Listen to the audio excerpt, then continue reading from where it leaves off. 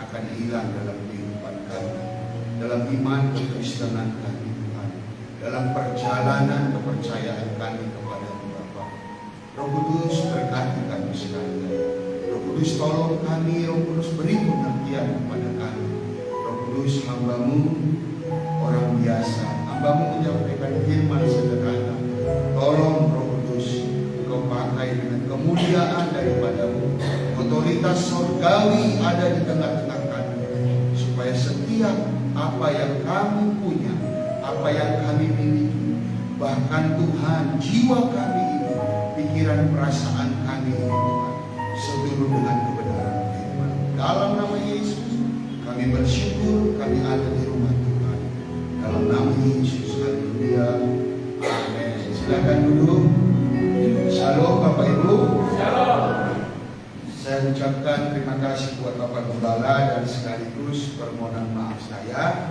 Memang saya sudah izin sama Bapak Gembala, Pak, nanti saya datang waktunya pas saya khotbah saja. Dan ini pun nanti Pak Gembala, habis saya khotbah saya langsung tinggalkan gereja karena nanti sore saya harus ke Braharang lagi. Jadi saya butuh istirahat. Jadi habis pelayanan ini kalau nanti menyembah, jangan bilang sudah terangkat Pak Pendeta sendiri. Ya, saya sudah izin, saya akan kembali ke Medan karena nanti sore saya harus pelayanan lagi di Braharang. Baik, itu saja. Tema hari ini saya berikan kepada kita semua yaitu polpik. Apa itu polpik? Ada yang tahu polpik? Polpik itu politik. Apa itu polpik? Ada yang tahu? Bukan politik ya. Polpik itu adalah pola pikir. Kenapa saya kira penting hal ini? Begini dia Bapak Ibu. Ada tulisan di Alkitab, firman Tuhan berkata, nanti pada masa akhir kasih itu menjadi ini. Nah, pola pikir orang percaya kepada Kristus apabila tergilas oleh zaman yang dituliskan oleh firman Tuhan, pada masa-masa akhir kasih menjadi dingin. Memang itu bukan dinubuatkan untuk orang percaya, tetapi dalam perjalanan waktu ini nanti, takut-takutnya bisa saja orang yang sudah percaya kepada Kristus, karena arus zaman ini begitu kuat, arus zaman ini begitu cepat berubah. Saya khawatir saja, termasuk juga saya, di antara kita tergilas yang namanya kasih menjadi diri. Nah, untuk itu perlu pola pikir yang kuat. Kenapa demikian? Orang kalau pola pikirnya itu menjadi sudut pandangnya dalam kehidupan, misal contoh, orang itu mau naik ke gunung, tetapi dia tahu jalannya ini sulit, medannya ini susah. Tapi kalau pola pikir sudut pandangnya, aku harus sampai ke gunung itu, bagaimanapun caranya, dia akan tempuh. Entah itu berapa lama dia nggak peduli, entah bagaimana nanti di perjalanan dia nggak khawatirkan hal itu. Yang penting apa yang menjadi pola pikirnya itu tercapai, apa yang menjadi sudut pandangnya itu tercapai. Nah, itulah kekuatan pola. Demikian juga sebaliknya dalam hal negatif. Kalau orang pola pikirnya yang penting aku ciak, habis ciak bobo, bangun ciak bobo, bangun ciak bobo, begitu aja itu. Nah, itu semua tergantung dari pola pikir. Makanya pertempuran yang paling berat itu di pola pikir kita. Nah, hari ini jemaat GKI El Shaddai diberkati Tuhan. Saya mau sodorkan, saya mau sampaikan firman Tuhan, yaitu polpik, pola pikir yang dewasa. Amin. Amin. Masih mau kanak-kanak terus?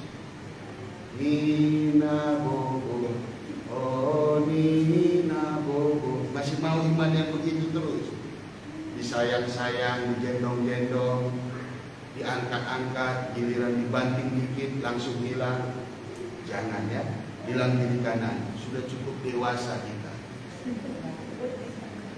Amin. Oke, 1 Korintus pasal yang ke-13.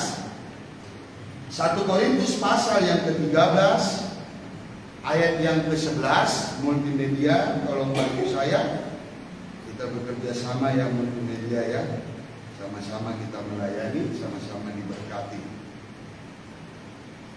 Ada? Kalau ada saya buka lewat diri saya saja. 1 Korintus pasal yang ke-13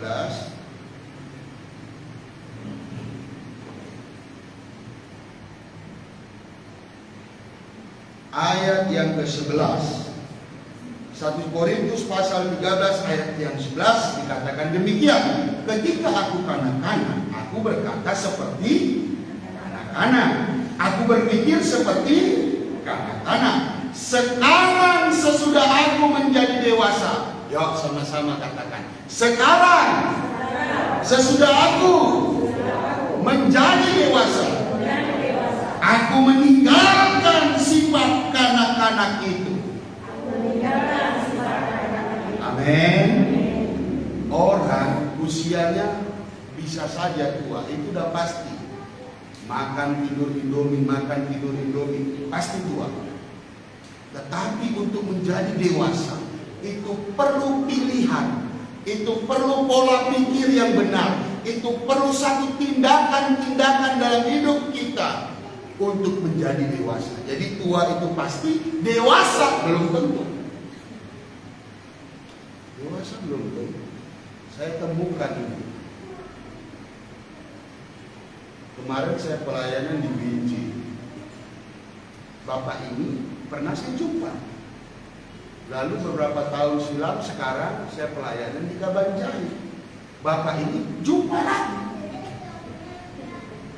Lalu saya pelayanan di Tanjung Kusta. Jumpa lagi dengan bapak ini. Coba. Yang kerennya dia bilang gini. Kali ini aku masuk Pak sama anakku Pak berdua. Saya berharap jangan ada bapak-bapak di tempat ini begini ya. Lalu saya bilang gini, Pak, Tuhan gak berubah kasihnya, tapi saya Pak muat juga dia bapak.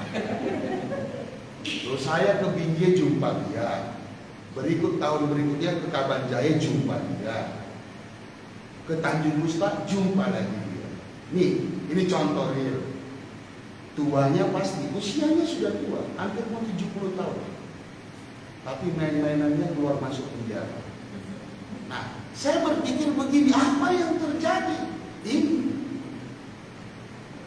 pola pikirnya tidak berubah. Berpikir, kata berpikir di sini proneo, yang artinya secara sederhana mengerti. Mengerti apa? Mengerti keadaan kita. Dalam teks ini mengerti keadaan kita dalam hal kedewasaan rohani. Mengerti siapa saya, siapa Bapak Ibu, siapa orang-orang muda di tempat ini, bahwa kita adalah orang-orang yang bukan kanak-kanak lagi dalam hal kerohanian iman kita. Kita ini sudah dewasa. Ada yang bilang amin. Kalau jemaat saya yakin belum dewasa. Iya. Karena setelah saya telusuri, setelah saya pelajari, setelah saya layani, ternyata masih kanak-kanak. Ya tapi memang demikian. Gak apa-apa, saya terus layani, saya terus semangat. Makanya saya harus hati-hati. Saya sayang-sayang dulu.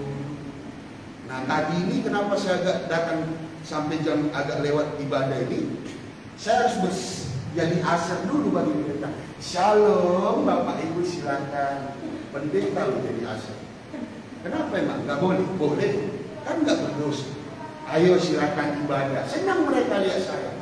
Pas mereka baru pujian pertama, saya langsung menghilang. Bingung. Kenapa demikian? Karena minggu lalu pun saya tinggalkan mereka. Dilema ya, dilema. Baik.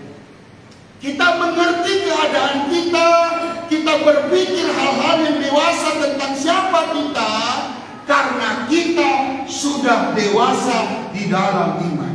Katakan amin. Jemaat Korintus ini jemaat yang keren-keren dari karunia-karunia Roh Kudus.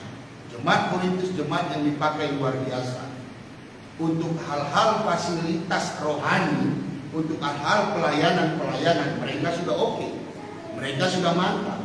Tetapi ternyata Paulus mengingatkan mereka, betul waktu masih kanak-kanak seperti kanak-kanak, ngomongnya kanak-kanak, tingkah lakunya kanak-kanak. Tapi kalau sudah dewasa, kalau sudah usia secara iman, harusnya berpikirnya secara dewasa dan tinggalkan anak-anak. Apa ciri-ciri orang dewasa? Kalau nggak ada yang tahu ya masih anak-anak semua bagaimana? Apa ciri-ciri orang dewasa? Ciri-ciri orang dewasa secara jasmani, dia bisa menghasilkan, iya, artinya berbuah secara jasmani. Ciri-ciri orang dewasa bertanggung jawab. Amin. Apabila dipercayakan sesuatu, dia bertanggung jawab. Kalau anak-anak dipercayakan sebentar saja.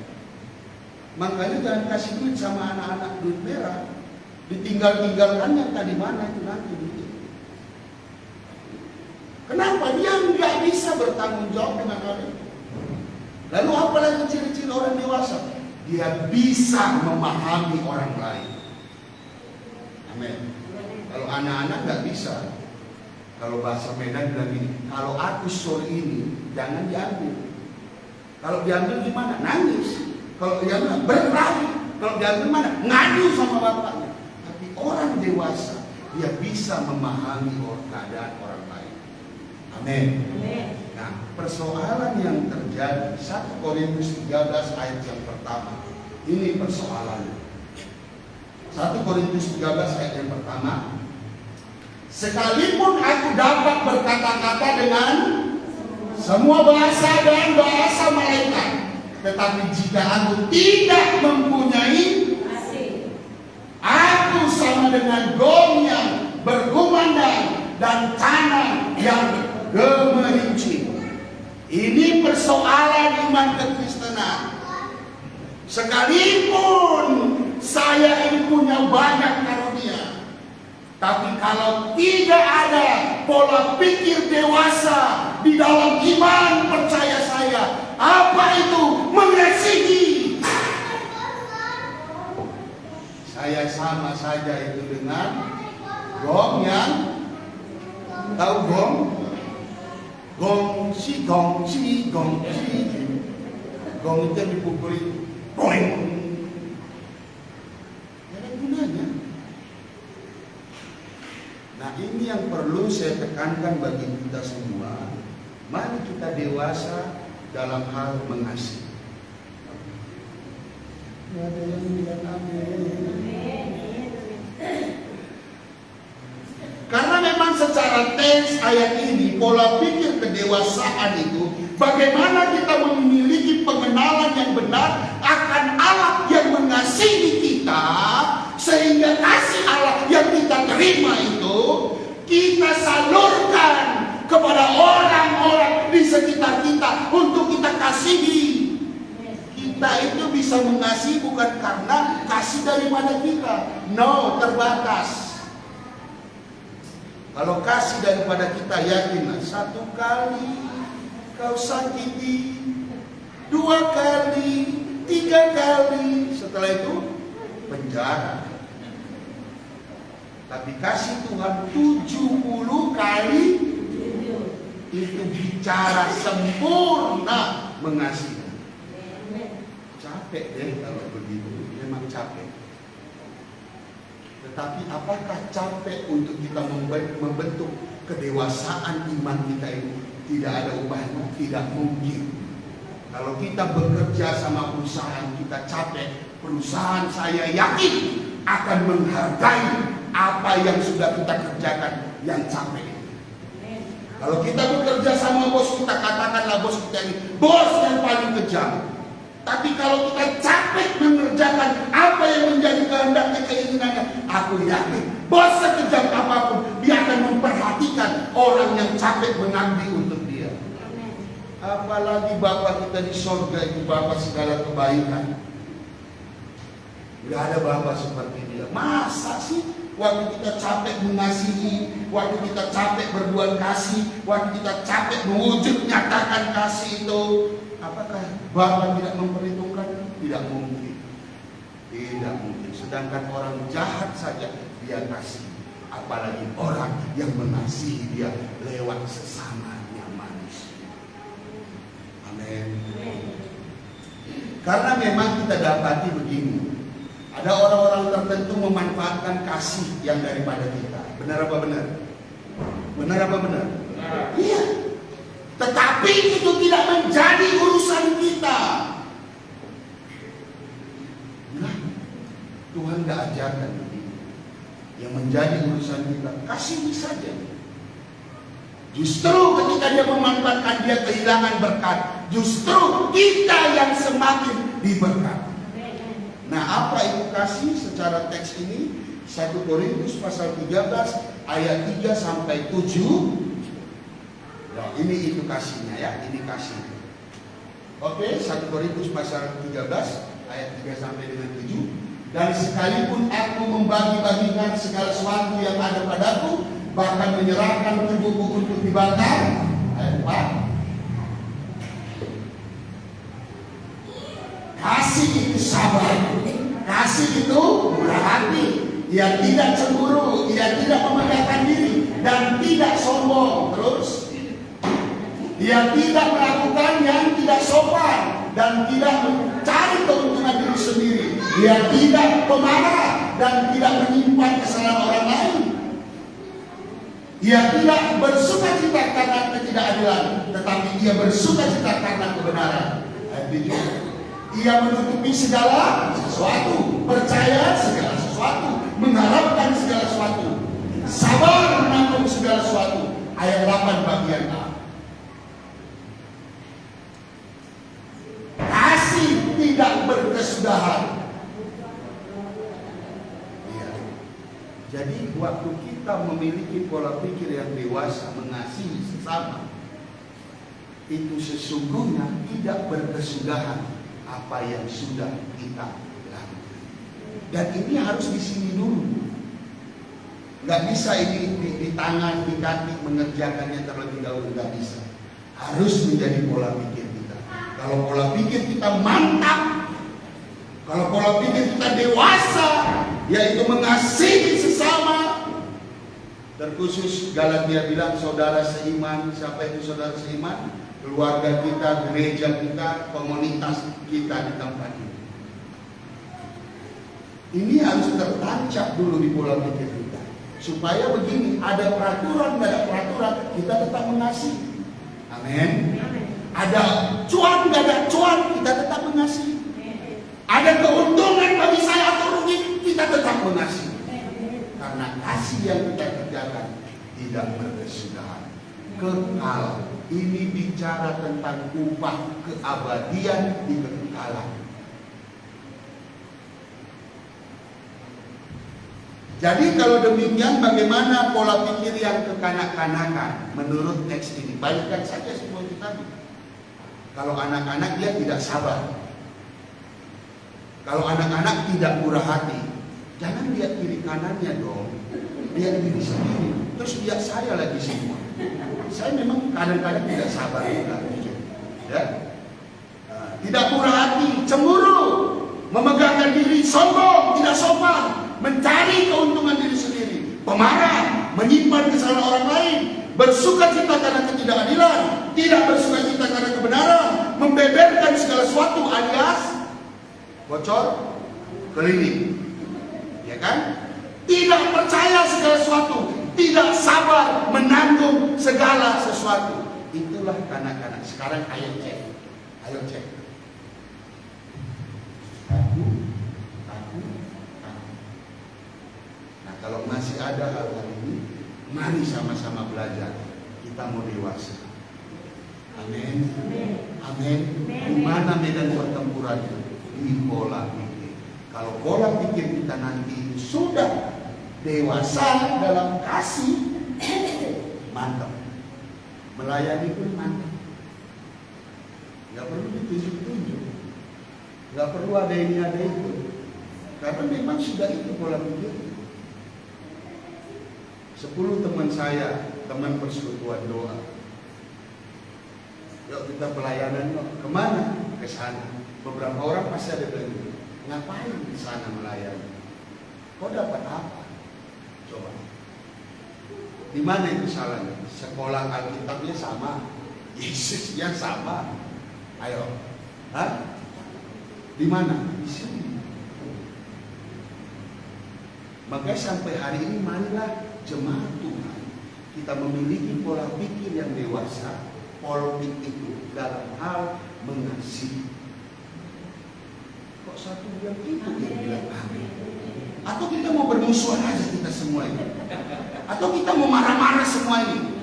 Atau kita mau mementingkan diri semua ini? Katakan amin.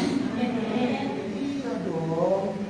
Betapa bahagianya kalau itu di JKI El Shaddai ini semua umat Tuhan saling memiliki pola pikir mengasihi. Udah deh, nggak apa-apa kita nggak selangit gereja kita, tapi pola pikir kita mengasihi itu tidak berkesudahan upah yang kita terima dalam kehidupan. Ya. Jadi dalam sifat manusia pun ternyata didapati fase-fase kehidupan, fase kanak-kanak, ya, itu fase ketergantungan. Lalu fase apa lagi? Fase di mana belajar mau dewasa. Nah, nggak boleh berhenti di situ, ya. Itu fase kemandirian. Lalu fase apa lagi? Fase menghasilkan buah. Inilah masa dewasa. Ayo Jumat JKI, saya dorong, saya motivasi, saya kasih nanti inspirasi. Dan saya bukan cuma ngomong.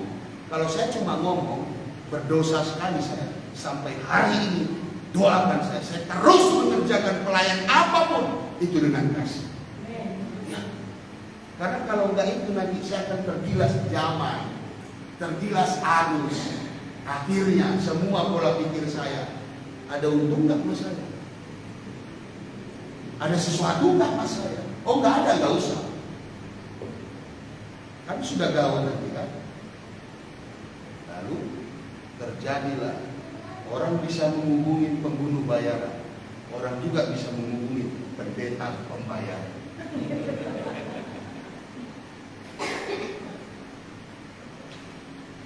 Milikilah pengertian kebenaran apabila dilakukan. Kasih itu keuntungannya sesungguhnya buat diri kita, manfaatnya buat diri kita, dan diri kita lah semakin dewasa di hadapan Tuhan. Dan akhirnya karena kita sudah dewasa di hadapan Tuhan, Tuhan mempercayakan, Tuhan memberi tanggung jawab buah-buah yang besar untuk kita lakukan, untuk kita kerjakan, sehingga hidup kita sudah jadi berkat. Hidup ini sudah jadi berkat. Satu kali ada seorang jemaat Tuhan yang saya layani, saya bilang gini, kalau kamu nanti disembuhkan Tuhan, apa yang kau kerjakan? Aku mau mengasihi Tuhan, aku mau mengasihi sesama, aku mau memberi hidup untuk melayani Tuhan dan sesama. Baik sekali, benar, tetapi ini gak rohani. Kenapa? Karena dia udah gawat. Untuk bernapas saja udah sulit. Mau sembuh, mau Yesus. Ini kasih yang bohong. Harusnya lagi-lagi kayak aku ini kan. Itulah menyatakan kasih. Amin. Amin. Bagaimana Bapak Ibu? Mau dewasa dalam pola pikir? Amin. Mau? Mau? Survei membuktikan orang-orang yang berhasil, orang-orang yang sukses, walaupun ukurannya secara duniawi. Ternyata survei itu membuktikan orang yang ber-EQ tinggi, kalau dia tidak punya kekuatan emosional, kekuatan spiritual, itu hanya 1% sampai 2% dia sukses di masa hidupnya. Tapi orang yang memiliki kecerdasan emosional, EQ namanya, kecerdasan spiritual, itu pasti dipastikan dia akan sukses. Kenapa demikian? Karena di kecerdasan emosional, di kecerdasan spiritual ada kasih yang mendasarinya. Tapi kalau intelektual belum tentu dia punya kasih. Mana buktinya? Sambung. Loh, Sambo itu saya nggak melihat dari sudut kesalahannya. Saya melihat dari sudut profilnya. Dia bukan orang main-main, Bapak Ibu. Dia polisi pilihan. Dia polisi khusus. Dia polisi yang menangani kasus-kasus negara apabila sudah gawat darurat. Itu si Sambo. Tapi ya itu kecerdasannya cuma intelektual, intelijennya, intelektual tentang mengungkap kejahatannya, intelektual tentang membasmi kejahatannya. Tapi kecerdasan emosionalnya, kecerdasan spiritualnya, nah, akhirnya kepleset kulit pisang. Kalau saya bilang itu kepleset saja, menyesalnya seumur hidup dan keturunan-keturunannya. Ayo kita serius dalam kecerdasan pola pikir mengasihi. Amin. Secara perasaan rugi, waktu kita lihat, aduh, orang ini memang secara perasaan rugi kita. Tapi percaya, keuntungan dalam kehidupan sesungguhnya kita itu dapatkan ketika kita mengasihi walaupun kita rugi secara perasaan. Benar kan? Orang-orang yang mengasihi itu korban itu perasaannya. Benar kan? Benar. Tanya Bapak Gembala, udah dilayani, udah didoakan, nggak bertobat. Rasanya itu aduh, tapi harus terus mengasihi, harus terus melayani.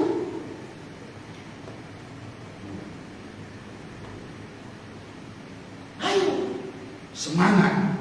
Kembalilah kita kepada kasih mula-mula. Wow, kekristenan awal-awal mulai itu luar biasa. Kecil-kecil rumah ke rumah, tetapi dahsyat dampaknya, dahsyat pengaruhnya, dahsyat setiap Roh Kudus berkarya atas mereka. Saya lihat modalnya hanya yaitu mereka memiliki pola pikir mengasihi sesama lebih sungguh. Lagunya mengasihi lebih sungguh, mengasihi lebih sungguh. Tuhan lebih dulu mengasihi kepadaku, mengasihi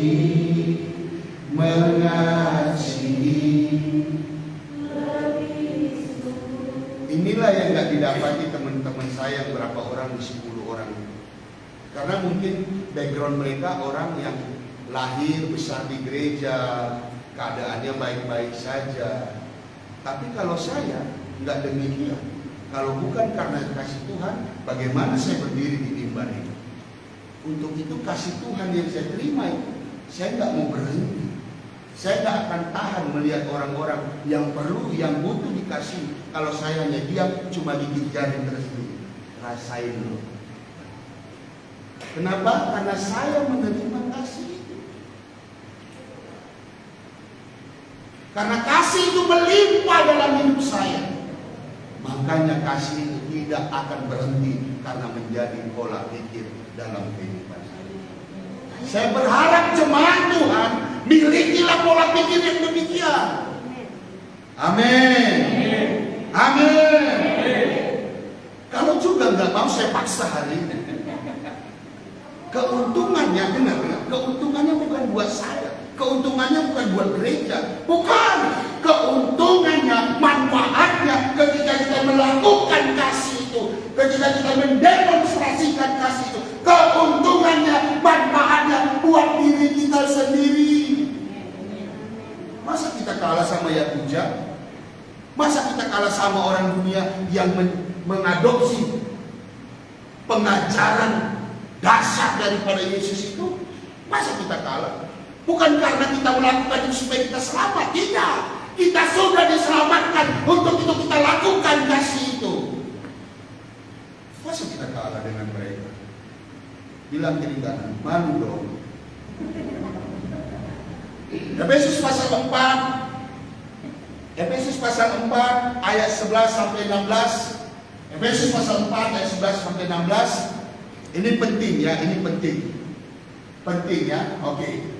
Dan dialah yang memberikan baik rasul-rasul maupun nabi-nabi, baik pemberita-pemberita Injil maupun gembala-gembala dan pengajar-pengajar, terus untuk memperlengkapi orang-orang kudus bagi pekerjaan pelayanan, bagi pembangunan tubuh Kristus, terus sampai kita semua telah mencapai kesatuan iman dan pengetahuan yang benar tentang anak Allah, kedewasaan penuh dan tingkat pertumbuhan yang sesuai dengan kepenuhan Kristus, terus sehingga kita bukan lagi anak-anak yang diombang-ambingkan oleh rupa-rupa angin pengajaran dan permainan palsu manusia dalam kelicikan mereka yang menyesatkan. Terus tetapi dengan teguh berpegang kepada kebenaran, di dalam kasih kita bertumbuh di dalam segala hal ke arah Dia, yaitu Kristus yang adalah kepala. Terus daripadanya seluruh tubuh yang rapi tersusun dan diikat menjadi satu oleh pelayanan semua bagian yang sesuai dengan kadar pekerjaan tiap-tiap anggota, menerima pertumbuhannya dan membangun dirinya dalam. Jadi jangan ada lagi yang bilang lu gua, lu asik gua asik, lu usik. Jangan ya, Bapak Ibu, oke? Setiap kita ini paling tidak diberikan satu sama Tuhan, karunia.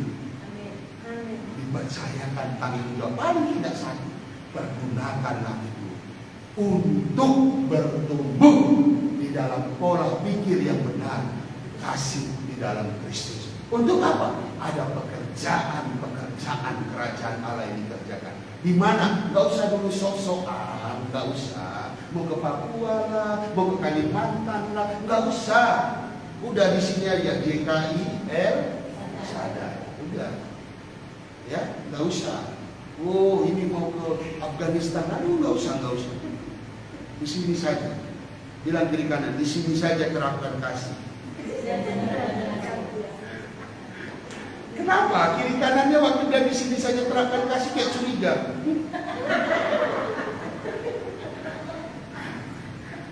Amin. Amin. Ya jangan amin aja ya. Nanti buktikan, saksikan, Tuhan minta.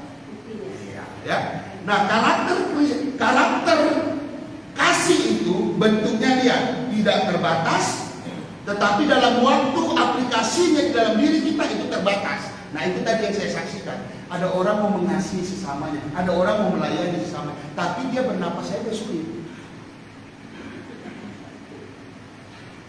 Nanti kalau sembuh mau melayani, itu. Jadi bentuk kasih itu tidak terbatas, tetapi dalam aplikasinya dia terbatas.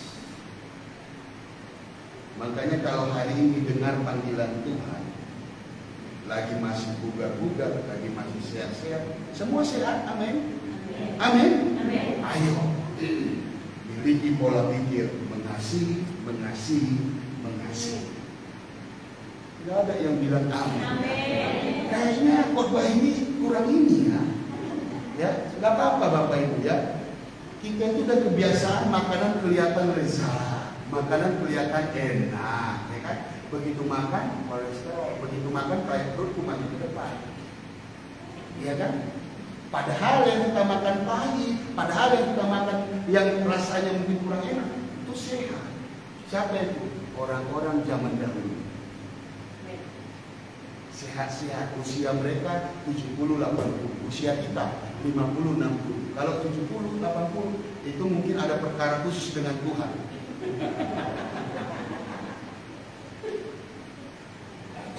Jadi kalau hari ini saya kasih makanan khotbah yang mungkin kurang enak di telinga, percayalah untuk kesehatan iman. Katakan yes. Sekarang kita lihat warningnya ya, warningnya. Saya tetap di dalam teks ini saja. 1 Korintus 13 ayat 10 dan ayat 12. Ini warningnya ya. Setelah ini saya selesai ya. Nah, ini warningnya. 1 Korintus 13 ayat 10 dan sampai 12. Ayat 10 dan 12 maksud saya ini. Tetapi jika yang sempurna tiba, maka yang tidak sempurna itu akan lenyap. Ayat 12.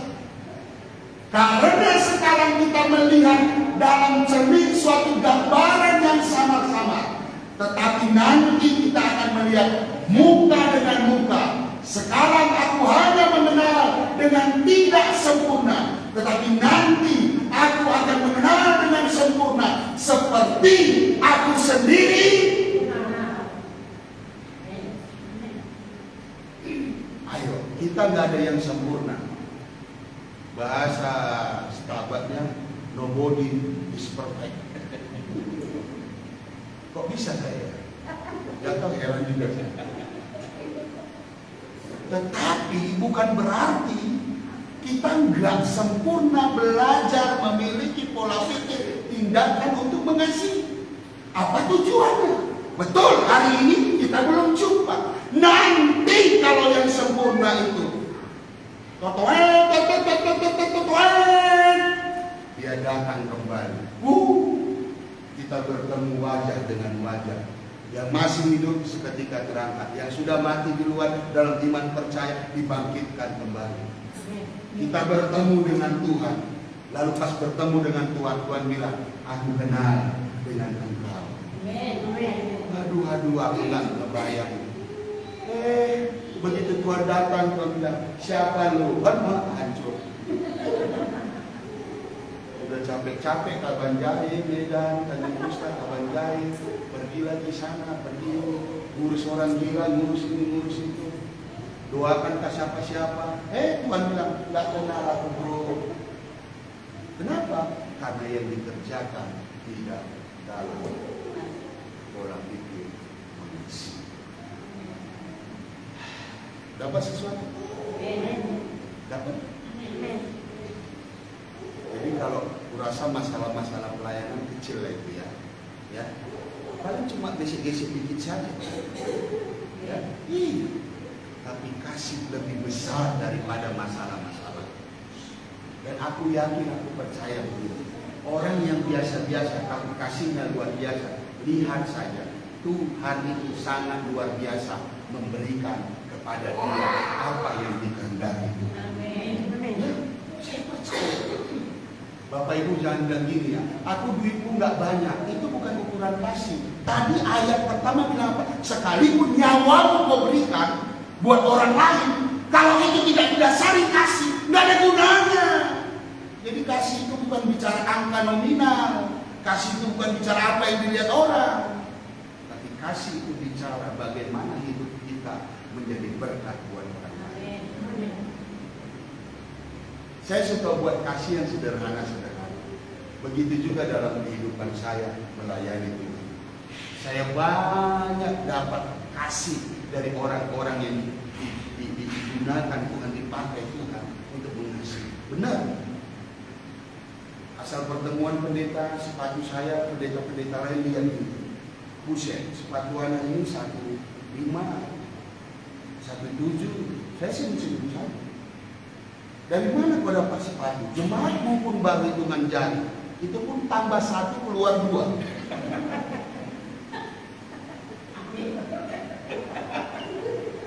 Ya, Bapak Ibu nggak apa-apa. Memang ini benar. Memang ini benar. Saya nggak mau saya harus kelihatan keren atau enggak. Saya bilang begini, betul, saya nggak sanggup beli sepatu ini. Tetapi ketika aku mengasihi orang-orang lewat apa yang punya, karunia yang Tuhan berikan kepadaku, dan motivasiku itu tidak ada hal-hal yang gimana, mengasihi saja tulus saja. Aku yakin Tuhan pun akan mengasihi. Kalau ditanya caranya, jangan tanya, karena aku bukan CS-nya Tuhan. Jadi rupanya tulang Audrey, Laiku, itu kan dia memang di DPD RI, kepala staf perkantoran DPD RI. Dia bongkar-bongkar, udah banyak sepatunya yang nggak dia mau pakai lagi, dikirim ke Medan 17 pasang. Dan sepatu orang DPD tahu sendiri kan, orang dia ke negara semuanya. Apa nggak? Ini yang aku pakai.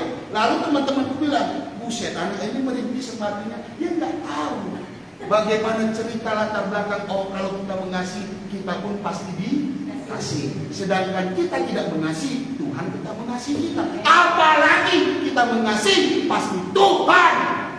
Udahlah, bukan itu motivasinya, bukan supaya dapat, tapi itu pasti.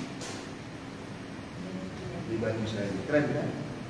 Mungkin bagi orang yang nggak ada ini, nggak ada baju biasa, tapi bagi saya bisa gunakan untuk melayani. Perbuatan kasih sekecil apapun itu bisa berdampak besar. Bayangin kalau hari ini saya nggak pakai baju di khotbah, macam mana? Cuman ini udah gawat. Ayo. Sekecil apapun kalau didasari kasih akan berdampak besar, akan membuat pengaruh. Dan Tuhan tahu hal itu, Tuhan lihat hal itu, Tuhan pilih hal itu.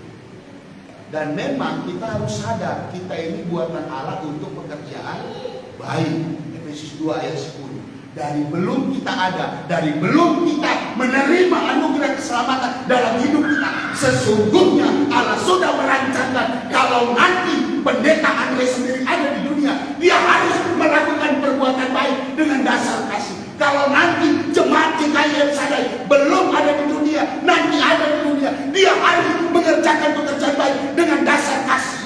Itulah pola pikir kerajaan Allah. Kalau enggak, ngapain capek-capek Yesus turun dari singgasana sorga yang kudus mulia untuk dunia yang hina dan fana ini? Karena kasih. Capek deh gereja-gereja hari ini, raksasa, apalagi namanya, besar-besar, pokoknya ada gila. Kalau tak ada kasih di dalamnya, percuma. Nanti pas Tuhan datang, sorry bro, gak aku kenal. Memang se-Sumatera Utara mengenal engkau, tapi aku gak kenal.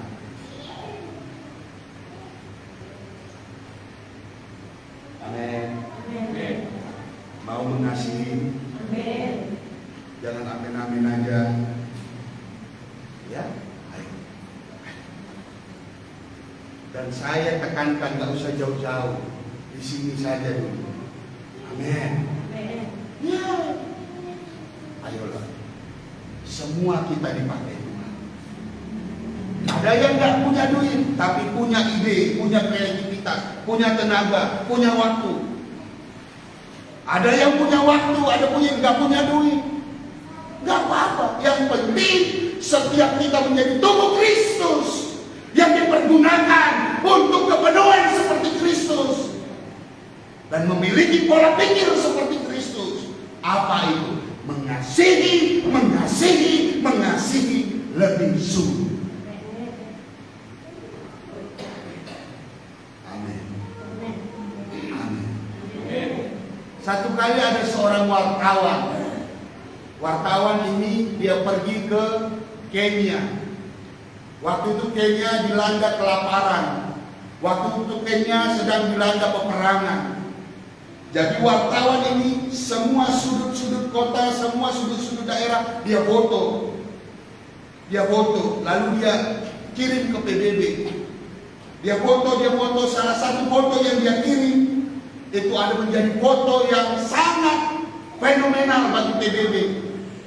Kenapa? Karena di foto itu antara jarak burung bangkai dengan seorang anak kecil yang kurus kerontang kelaparan. Wajah dan tubuhnya ini nggak tahu lagi bagaimana, tinggal kayak tengkorak hidup, berebut memakan bangkai. Wartawan ini foto-foto,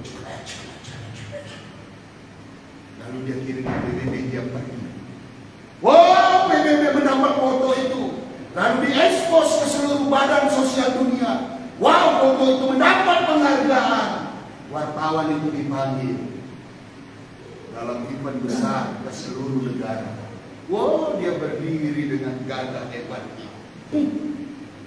Inilah wartawan yang memfoto itu. Wah, wartawan itu bangga, dapat penghargaan, dapat tanda jasa, dapat uang dan lain sebagainya. Tapi waktu dia turun panggung, dia duduk sendiri. Roh Kudus jamah pola pikirnya. Kenapa kau cuma foto? Kenapa kau nggak tolong anak itu? Apa nasibnya sekarang?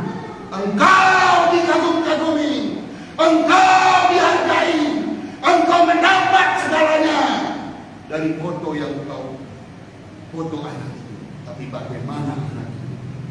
Goncang hatinya, goncang jiwanya, dan dia minta ampun sama Tuhan.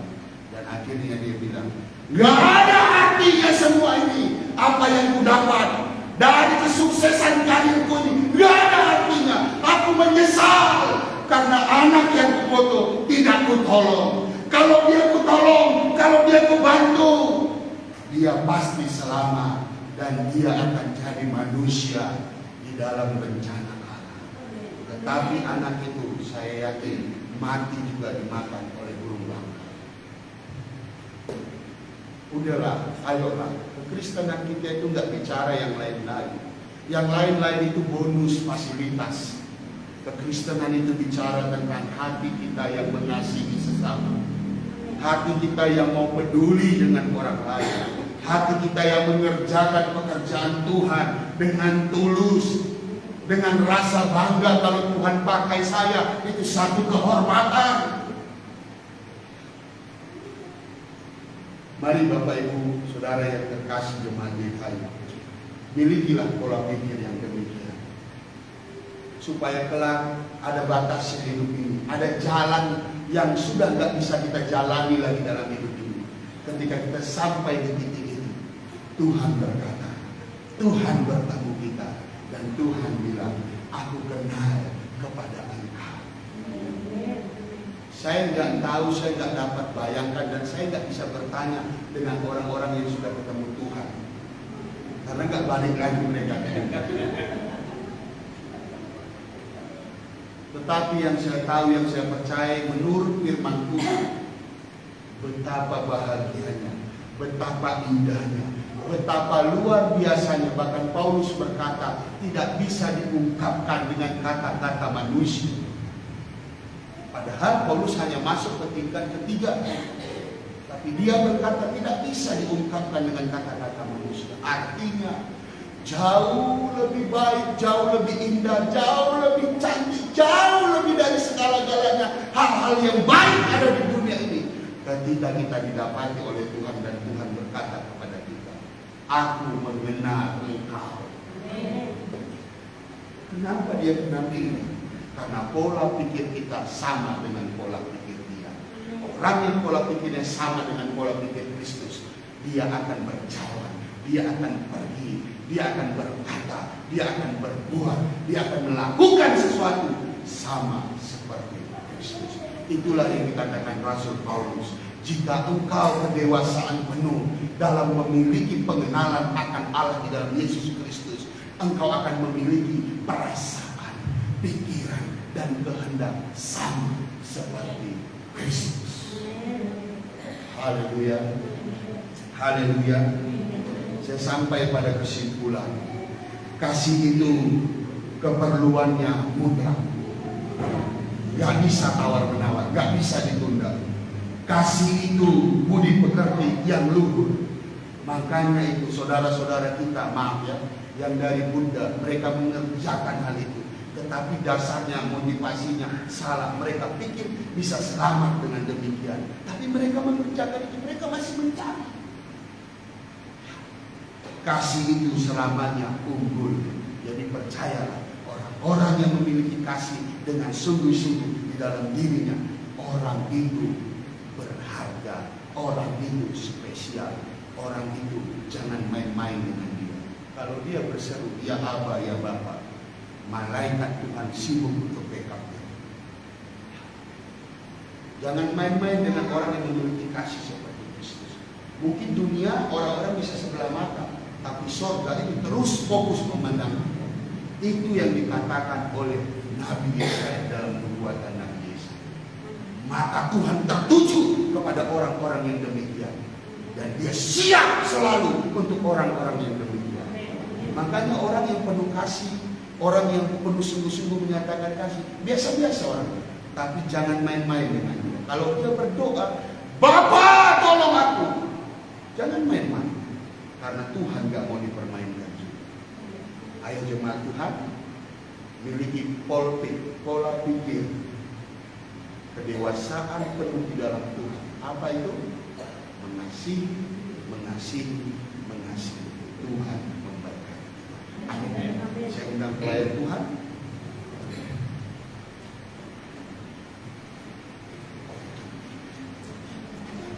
Lagu yang sederhana ini saja ya. Mengasihi lebih sungguh. Langsung nanti saya serahkan tentang ini, dan saya mohon izin buat Bapak Gembala ya Pak, mohon izin ya Pak, karena nanti kalau tidak saya capek sekali ya. Mengasihi lebih sungguh, mengasihi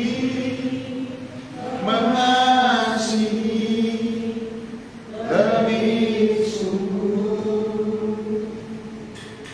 Tuhan lebih dulu mengasihi kepadaku,